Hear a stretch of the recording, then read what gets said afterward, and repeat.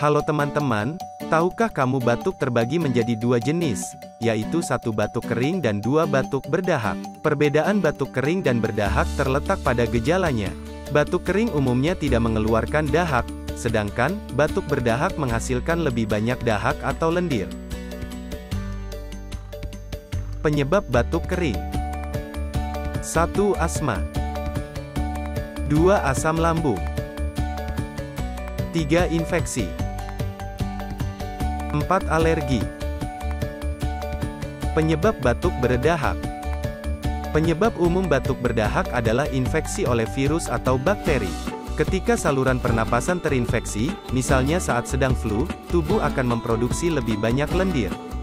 Fungsinya adalah untuk menjebak dan mengeluarkan organisme penyebab infeksi. Batuk bertujuan untuk mengeluarkan lendir tersebut. Batuk kering. Pengobatannya batuk kering dengan antitusif dan antihistamin. Batuk berdahak. Pengobatannya dengan ekspektoran dan mukoliti. Kalau batuk, minum Optimi. Langsung lega, batuk reda. Optimi tersedia di apotek dan toko obat di sekitar Anda.